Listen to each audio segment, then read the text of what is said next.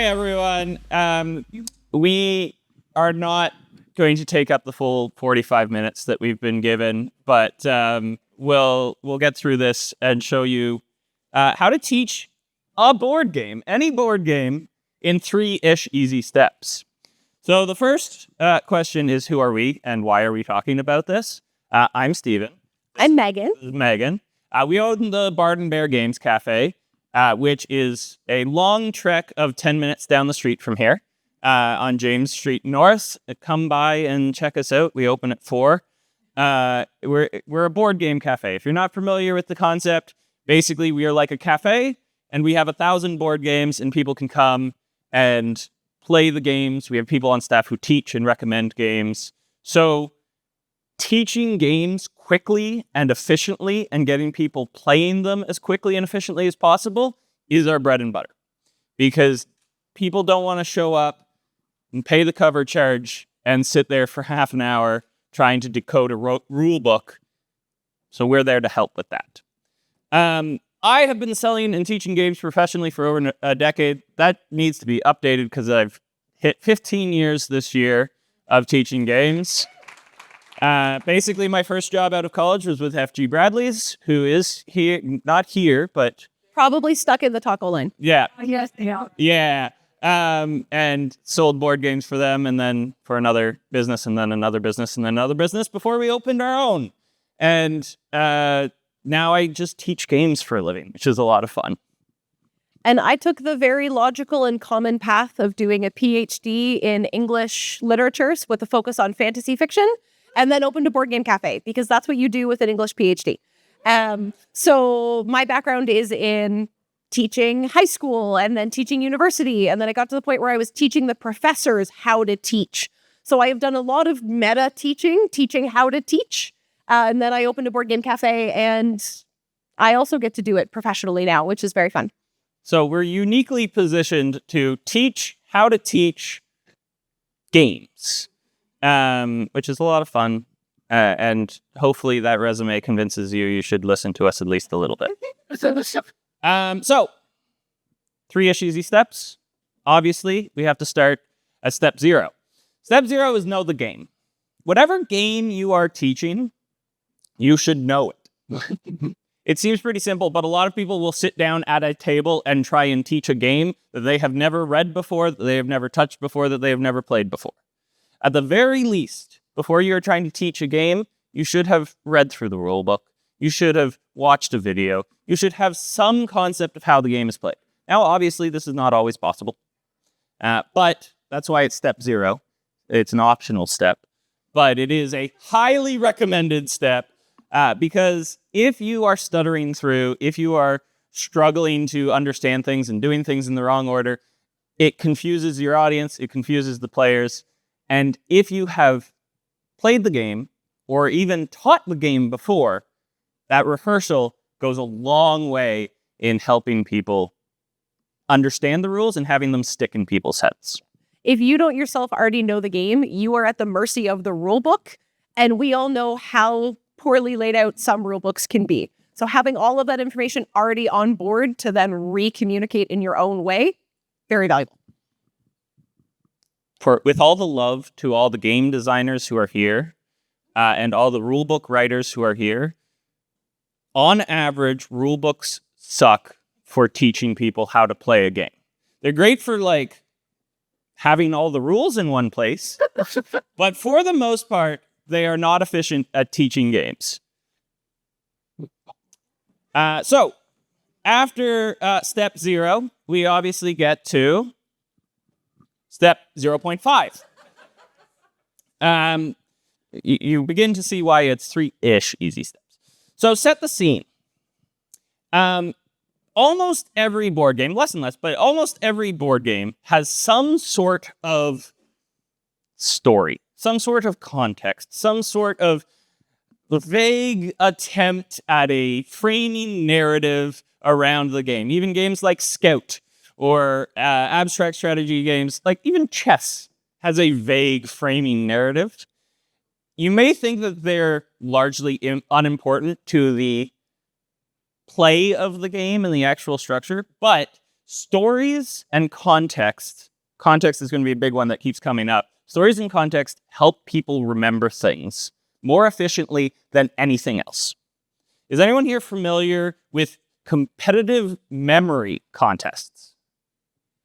Yeah. So competitive memory contests, if you're not familiar with it, is exactly what it sounds like. Generally, these people will try and memorize long strings of numbers, like 50,000 different numbers, digits of pi, things like that.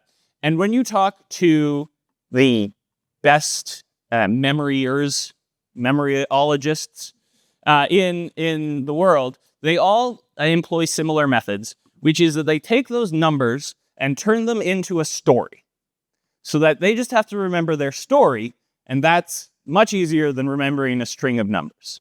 Now, how they do that depends on the person, depends on a number of different factors.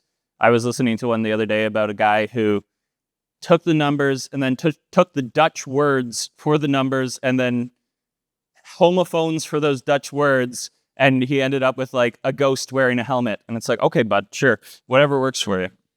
But using a narrative structure helps people remember and provides context for all of the rules and why they are doing things in the game.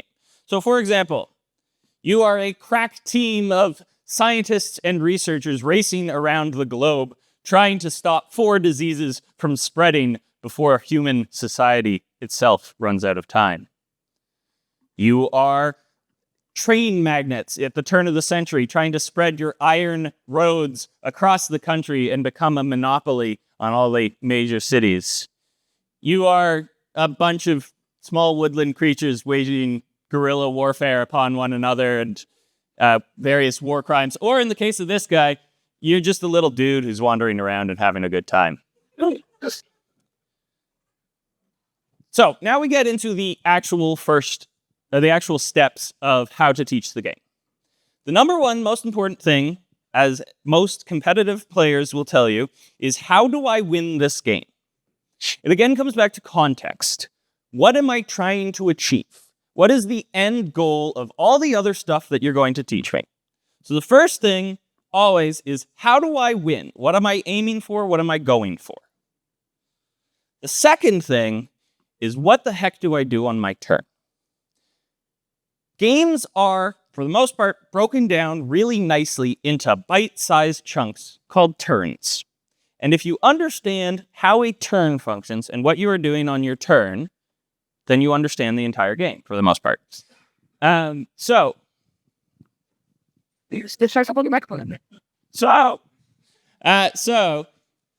that to your benefit to break down the game into manageable sections. Sushi Go, if you've never played a card drafting game before, can be really confusing. We teach, the vast majority of people who come into our cafe are not heavy gamers. Are people who mostly play Jenga and Guess Who and things like that. So teaching a game like Sushi Go can be a little challenging because it's entirely new framework for them to wrap their heads around. But as soon as you break it down to pick up a hand, pick a card, pass a card, that suddenly it's like, oh, okay, I understand what I need to do. Then you teach them how to win, which is the pointing of all the things. Pandemic, to go back to it, does a fantastic job, in my mind, of breaking down a turn in a very manageable way. Do 4 actions, draw 2 cards, infect cities. Bing, bang, boom, that's your whole turn. Do that over and over again, and eventually reach the end of the game. The other details fall into step 3. What else do I need to know? These are crucial things to playing the games. Answers to what's a good strategy, and what do these rare interactions do, and things like that, not important. Those can be answered as they come up in the game. The best way to learn to play a game is by playing that game, as we've all experienced. So your goal is to get people playing as quickly as possible. So what else do I need to know? It's kind of the catch-all for what is required for us to start placing pieces on the board and start playing. So those are the 3 steps. Now, we refer to this as our wireframe.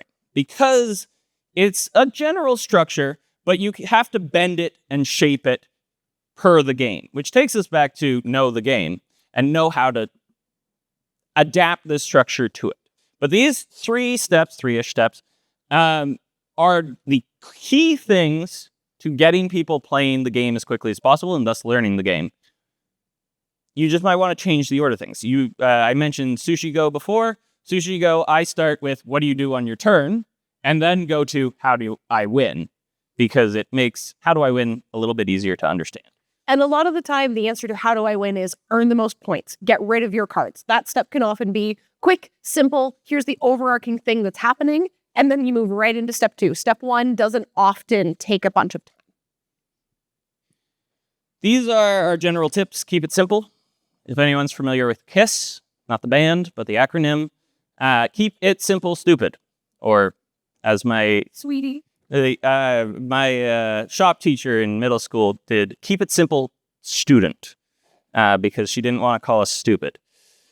She did then inform us that it's normally supposed to be stupid, so it kind of, undid a lot of the work. Check for questions regularly. People are going to be thinking about their own stuff and taking each of those steps in their own pace. So between each of those steps, check for questions. Take that beat and let people kind of digest for a minute and figure out if they missed something, if they need to understand something, and if you missed something, and if you need to help people understand something. And the last one here is context helps it stick. This goes back to setting the scene. This goes back to how do I win?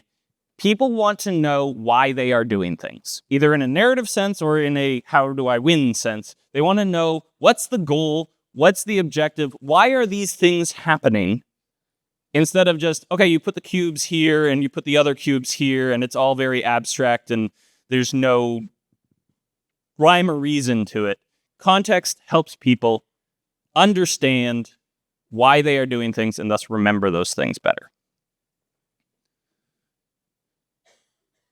Okay.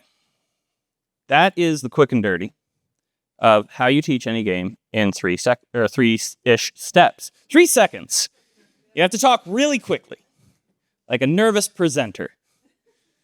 Does anyone have any questions? Yeah, over there. I agree with everything you said. That was great. Awesome. I'm sure you have the same problem I do. People interrupting you while you're teaching. Like, I'm not talking about they have a couple questions. They're like, anytime you say anything, they ask you the next thing you're about to say. How do you handle that? I really like to say, that's a great question. We're about to get to it. Ignore them and proceed. Another thing I will say that I have found surprisingly effective in preventing those sorts of questions is putting pieces in people's hands. If you get the pieces out as part of the setup and you tell them, can you shuffle these cards? Can you lay these out in a diamond shape? Can you sort these pieces out so everybody has a die of every color?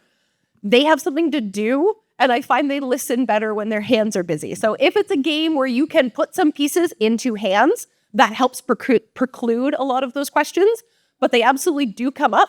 And sometimes you get to say, oh, great catch, I should have addressed that already. Other times you get to say, great question, I'm about to get there. But yes, you will encounter some gamers who, especially gamers who like to think they already know a lot of games, can be very hard to convince to let you talk. So it happens. It definitely happens. But try giving them some pieces. I have ADHD, and the number one player that Megan teaches to play games is me. So that informs some of her things. But yeah, giving someone something to fidget with, to take up part of their brain space, helps people focus better, whether it's a fidget spinner or here's a bunch of dice. Dispense that amongst the group, or shuffle this helps a lot. The other thing I will say is I tend to approach those people as if they've figured out some secret that they've gotten ahead of me, where it's just like, oh, well, what about this? Ah, good question. Well, that leads me to the next thing. And then just keep going, like Megan said, into the next thing. But they feel validated that they've outsmarted you in some way, usurped your teaching knowledge. Yeah, We don't have an antagonistic relationship with our customers, not at all. Any other questions? I just want to clarify, we'll go back to general Q&A in a sec. We are going to make you do a little bit of group work at your seat. Are there questions about specifically the steps, how you apply them, how you might adapt them? Larger context questions we will get back to, but Stephen, go back to the step slide. Go ahead, one. Are there any questions specifically about this before I make you think about applying it yourself? No.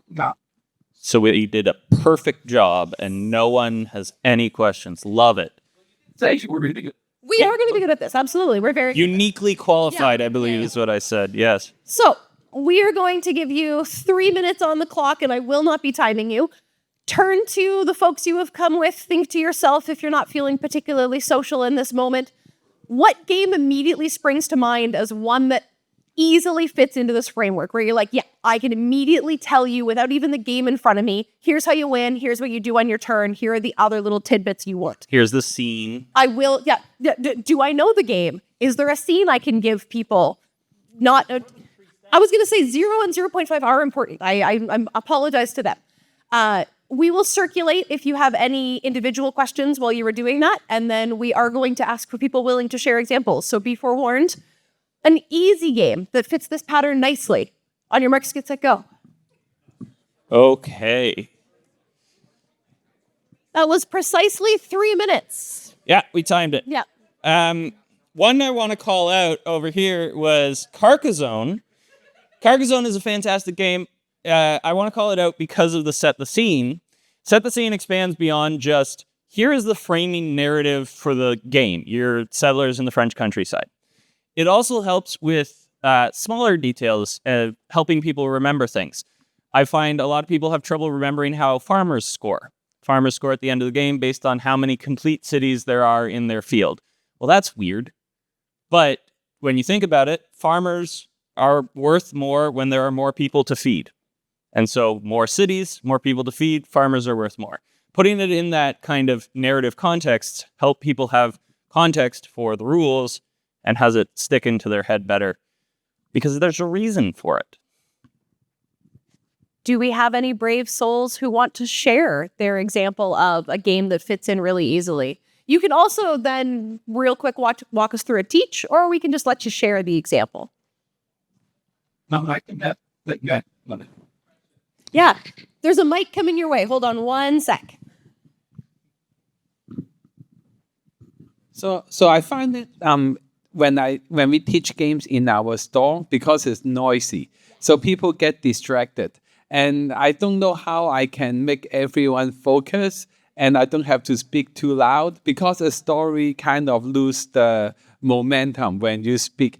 Listen to me, yes, like all the mood is gone, all the build up is gone. So yeah, any suggestion would be awesome. My suggestion for that goes back to steps 0 and 0.5. Step 0, knowing the game helps you match it to the group. It's a lot easier to get a group interested in listening to the rules of a game that they are excited to play. And if you can accurately assess the vibe of the group and pull games that fit that, if I've got 7 giggly 20-something girls here on a bachelorette, I'm going to recommend them Red Flags, not Bonanza, Alhambra. Like, I'm not recommending a strategy game to this group here to have a good time. So basically all of my advice is about getting them invested enough that they want to listen to you. So first is knowing the game lets you match the game to your group. And the second bit about setting the scene, Stephen in particular is a champion about being so over the top enthusiastic about describing the game to you that you want to keep listening to him. So sometimes it's about bringing a lot of upfront energy to get that buy-in, that they're willing to put that little bit of extra work into hearing you and sticking with you. And then also just pushing as much of the rules out as possible. How do you win? What do you do on your turn? Is there anything else absolutely crucial to you being able to play this game? Like, after everybody has 4 turns, you need to refill this board. You need to refresh the market. Everything else, leave it to the side. Even if it means you feel like you're leaving out some really essential pieces for understanding the strategy, Even they'll if figure really, that out on their second play. and even if it's like, well, they won't be able to finish the game with this information. they'll know that when they reach a point and it's like, oh, the board's empty. Then you can be like, okay, now we can do this. Because if you try and give someone a diatribe on all of the rules through an entire hour-long game in a busy environment, you are going to lose them. That's the thing. That's why we break things down into these 3 steps, because especially in this day and age, people don't have an attention span. I definitely don't. And I can pay attention for about 3 steps. And then after that, let's start playing a game because I'm done. The other thing I will add to know your group is know your environment. I highly recommend everyone here come check out the Bard and Bear Games Cafe, 10 minutes down James Street. Just a quick little walk there. We've got over 1,000 games. 1,112. What? 1,112. Those are correct. Nice. We broke 11. All right. But we are not a huge space, so we do get loud. We do get very noisy if we've got a couple D&D groups. We've got, Magic. We've got people learning games. Bachelorette. Party games. Yeah, any number of things on a Friday and Saturday. We get noisy. I'm not teaching Twilight Imperium on nights. I'm not teaching it at all. But I'm not teaching, heavy games on nights where the decibel level is above a certain point. On those nights, it's like, okay, I'm going to teach you. If you're looking for a strategy game, I'll teach you, courtesans. Like low barrier to entry, easy explanation games, just because there's realities of certain environments. And I find groups, going back to what you were saying about they'll figure out the point where they need you. Groups respond really well to saying, when you hit this point, stick your hand up, flag me down, I'll come back. When you get to end game scoring, I know you know what's going to earn points, but I'm happy to come back and be your computer algorithm and say, okay, who has this? Who has that? Let's write it all down. I have never had a group be like, no, explain everything to me right now before you leave the table. Usually they're happy to be like, okay, you're done talking now. Great. I will let you know when I need you to talk more. Who here's played Seven Wonders? Yeah. So can you explain, in addition to everything else, how science points work? Because that's a whole lesson of freaking algebra on its own. And so I always say, when I teach Seven Wonders, call me back when you're scoring, because I'm not going to teach you how to score right now. I'll give you like a general gist of things so you know what decisions you're making, but I'm not going to be like, well, you have to, it's this by the square of this, because you'll lose people. You'll see their eyes glaze over immediately. Any other examples of easy ones, questions we want to ask? Yeah, in the back there, coming a microphone your way. I think Too Many Cooks is a great game to teach using this method. Do you want me to do it? Yeah, please. Okay, picture this. We are chefs in a kitchen. We have some recipes that we cook ourselves. We have some recipes that we're trying to cook as a group. In order to win the game as a team, we have to try to fulfill as many of these recipes as possible over a series of rounds. When it's my turn, I can look at my recipe and the shared recipes and the grid of ingredients we're working on together. I get to make one targeted swap, either same type of food or same color of card. That's my entire turn. However, I can't communicate out loud about what I'm trying to achieve. All I can do is make comments about the quality of the food and tell you whether my chef is satisfied or not. We get the opportunity to make our chef happy or sad. And otherwise, I can say things like, "You're ruining the soup." And people have to try to guess what I'm trying to achieve. At the end of each round, we'll see how many things we have done together. We'll get Michelin stars for our restaurant, which is our scoring mechanism for the end of the game. Brilliant. Beautiful. So Tommy, I'll Ryan, Asmodee folks, make note. That's who's teaching this presentation next year. Done and done. Happy to pass the torch. It's all yours. I'll be honest, I've never played Too Many Cooks. It's so fun. But I now feel like I can. I can, even without having the pieces in front of me, I now know, okay, I get the gist of things. It's kind of like this game. It's kind of like this game. I have a sense enough that I can start playing and then figure everything out as I go. Beautifully done.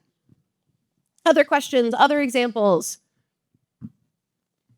Over here. We're keeping the microphone traveling. we're contractually obligated to be here for another 25 minutes. So, keep us here. Going off of the ADHD thing, I come from a family we're going to learn it while we're playing. And ultimately, there's always the "you didn't tell me that" frustration. So how do you navigate that between the "I have this much attention span to get you playing, and I know you're going to be mad at me later because you didn't want to listen to the thing I was going to explain"?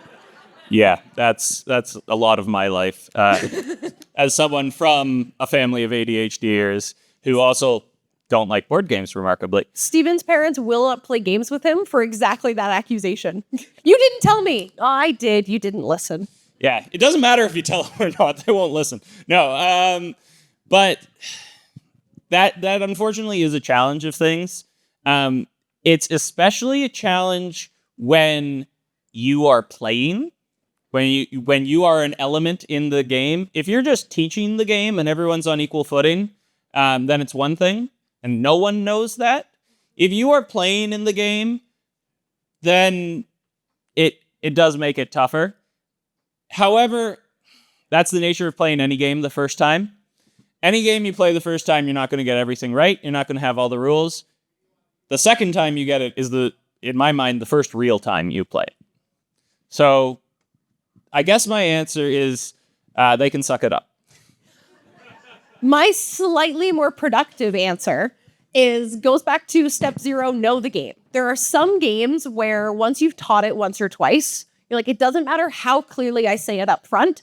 Every group seems to forget that this will penalize them at the end, that these are also worth bonus points at the end.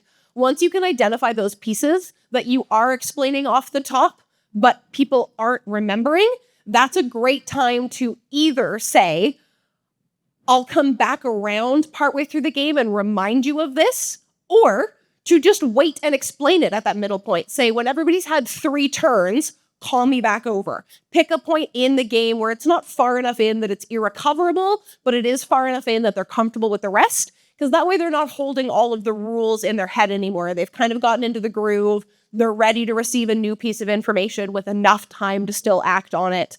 And it's one of those things where on busy nights in the cafe, we have a staff member we only have 10 tables.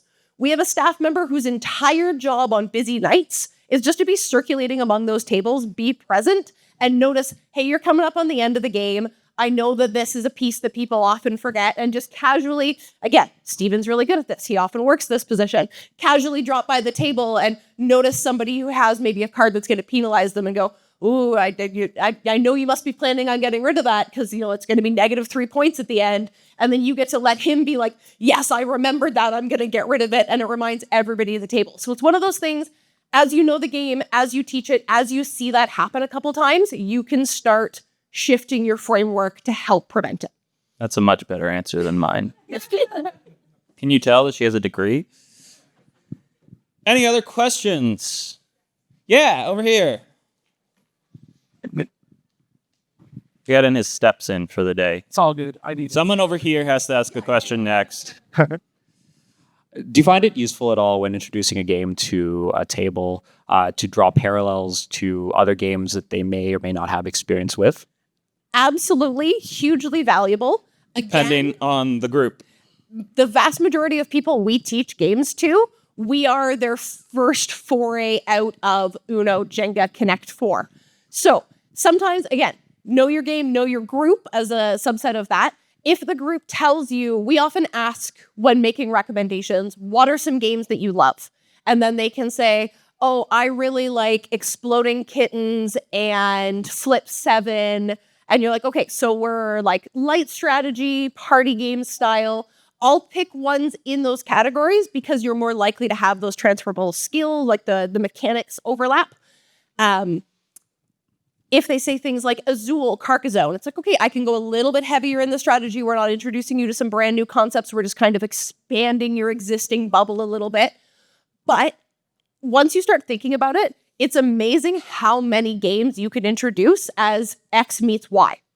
This game is the pick and pass of Sushi Go with the point complex range of something else where I'm trying to describe Seven Wonders and my brain has failed me for a secondary one. But A lot of games, if you do have folks who know the classics, maybe some of the lighter strategy games, you'd be amazed at how many mechanics show up over and over and over again. And asking the table, are people familiar with games like Uno or Crazy Eights? Okay, that's card shedding. That's what you're trying to do here. Are we familiar with Carcassonne? Okay, that's tile laying. That's another thing happening here. So I do think very often you'll be able to draw parallels, and that absolutely, it's the context Stephen was talking about. You are letting them say, okay, I know what that looks like there. I'm just retweaking it. But in a board game cafe environment, very few of our customers have a broad repertoire to start with. Yeah. Yes. Yeah. When we And say, I say, oh, we don't have anything. no, fun. we don't do fun Oh, here. no. So Just reiterating what Megan was saying initially is the first question I ask whenever a group's like, hey, can you recommend a game? Or hey, can you teach us a game? First question I ask, no matter what games have you played before that you enjoy?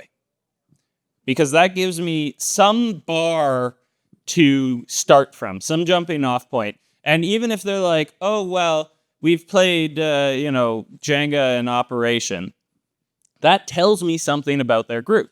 That, they're not saying, oh, well, we've played Catan even, or Power Grid, or what have you. If those are the games that they're pulling, that tells me about their... Now, am I making generalizations? Yes, but it's efficient sometimes. That tells me about their level of experience with games and the parallels that I can draw. I cannot tell you how many times I've tried to teach Seven Wonders. We don't actually teach Seven Wonders so much but we really like it. So the number of times I've tried to teach Seven Wonders and tried to explain the resource system by saying, hey, have you played Magic the Gathering? Because it's kind of like lands. And they go, no. I'm like, okay, so then this is going to be a longer teach. other questions. We got some up front. Yeah, keep them scattered. I just had a question about this in the need to know section. One thing that I can find tricky sometimes is things with negotiation, deception, are kind of as new concepts that people can be tricky. And the other one is games that benefit from everyone buying into building a world together and being narrative and talking things through. Like, how do you teach that? Yeah, that's a tough one. It is a tough one. They're kind of metatextual. Now using Megan's academic words, there's meta knowledge of those games that is kind of required for those games to really succeed. You can play it without really buying into certain elements, but for it to really go off, it helps for people to know that. However, what I would add is that everyone has to start somewhere. And, everyone played a negotiation game or an auctioning game once when they didn't know what was going on. And you can give them what context you can. I would not drift into teaching strategy. I would say, if it's an auctioning game, I would say something like, so you can try and drive other people up, but not like get into the nitty gritty of it. Because I know, at least for myself, as soon as someone starts trying to talk about that stuff, eyes glaze over. I'm paying attention to, the wall paintings. The pigeons on the windowsill that have been distracting me while you talk. Oh, look at the pigeons. They're little chubby pigeons. So the unfortunate answer is there's not a secret sauce to teaching those games, but there is a choosing what games you're teaching to your group. If I know I'm playing with a group that has never done auctioning, never done bluffing games before, I'm not going to choose a heavy duty. Like, even teaching Skull would be a tough one because it is kind of abstract and requires a couple different sets. I would teach Coup because it's like, hey, here's bluffing. Let's handle it at a manageable on-ramp and go from there. The two bits I would add on there are that's a great time if the game facilitates it to stay with the group for their first round. Like going back to the example of Skull for a deception game, pulling out a set of tiles if there's one spare and saying, okay, we're going to play. Here I am. I've played a tile. Go ahead. Everyone else lay a tile down. Okay, here's here's my second tile. Get people playing. Yeah, that kind of stay with them for a round if the game facilitates it. Some games, they're too long, there's too much going on. You can't insert yourself for a round and go. Even just walking them through it feels clunky. So again, know the game, know when that's an option. And then in terms of getting buy-in for games that really benefit from that shared understanding of like we're gonna commit to this together. What we didn't tell you on slide 2 is that Stephen and I met working at a summer camp. So this comes from our summer camp background. If you can be genuinely enthusiastic and a little bit, that's so much clicking to do. We got there. If you can be, We got no, there. that's not, this is, slide 2 is who we are. Oh. As I'm saying, you've done so much clicking We for got there. absolutely no reason. If you can be genuine in your enthusiasm and buy in while you're teaching even harder than you need them to when they're playing, you have already been silly and embarrassing. And now them doing 50% as much doesn't feel like such a risk. So you can actually do a lot in how you teach it, how you present it. If you do want to click forward to going to the setting the scene, if you amp it up and get really excited in a way that feels genuine, when you walk away from the table, they can be like, wow, that guy was a bit much, but we're all going to go halfway as far as he was, and now we're having a really good time with it. So you can do quite a bit in how you are presenting it in just your own enthusiasm. Full disclosure, we did not practice this presentation beforehand. However, we did give this presentation last year at Gen Con. And so our approach to calm our nerves was to keep very low pressure on ourselves and just come up here and have fun. And when you have fun, it gives other people permission to have fun and put themselves out of their comfort zone. And the point of games is to have fun. So isn't that good? Right? Yeah, there's another question right next door. Yes. Last question. Last question? Perfect. Cool. We're Everyone on to- else, find us later. We'll answer your question off mic. I was curious about, you were talking about adapting your wireframe. One thought that I was having was games that don't have turns. So a Magic Maze or games with simultaneous turns. Wondering if you could give me an example of adapting your frame for that. Yeah. So I'm just going to say real quick that there's a number of games that don't adapt to this framework super easily, but that's why it's a wire framework and we can twist it. Part of what we were going to talk about before we went on to questions was games that didn't work well and how you make them work well against their will. So Megan's going to do that now. yeah. So first, to answer this question about what do you do with simultaneous turns, introduce that after you explain what's happening. So for instance, if I was teaching Dutch Blitz, you're looking through your cards. It's solitaire. Do I have a matchup there? Do I have a matchup there? Do I have a matchup there? Great. Everyone understands what they're doing on their turn. Surprise, you're all doing that at exactly the same time. We're not calmly going around the circle. That's one of those things where rather than getting people focused on the what do you mean it's all happening at the same time, that's a piece of information I keep kind of tucked back. And once everybody understands, okay, here's what's happening, then you surprise them with, but we're all doing it at the same time. So, and then just because Stephen seems to want me to talk about it, one of the other categories of game that doesn't translate super well to this necessarily all the time are games with complicated setup or games with sort of distinct phases that you have to go through. Catan and Monopoly are two that are actually quite difficult to fit into this framework. Catan, because if you have a group that's resistant to playing the rules tell me to set the hexes out this way and put your houses here, and they want to place their own houses, mechanically, the setup phase is nothing like playing the game, but you cannot properly go through the setup unless you understand the purpose of what you're doing. So it's one of those games where you want to get people's hands on pieces, you want to get them started on their turns as quickly as possible, but if they are insisting on going through the setup, it's a nightmare. And then Monopoly, surprisingly, a large Monopoly is just a nightmare. Monopoly is just a nightmare. Surprising number of rules, surprising phases. Okay, so maybe you buy it, maybe it goes up for auction, then you go around the circle and now you're owing money and you're paying. Anyone here ever mortgaged something in Monopoly? Okay. There are definite games that are challenging, but again, know your game. And here's my number one piece of advice. Practice. No, don't recommend a game if you can't teach it. Oh, Especially if you're asked for recommendations, you're in control.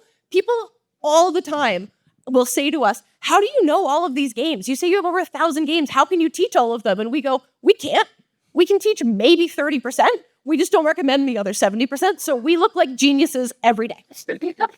All right, I think that's our time. So thank you everyone for coming out. If you have any more questions, come find us.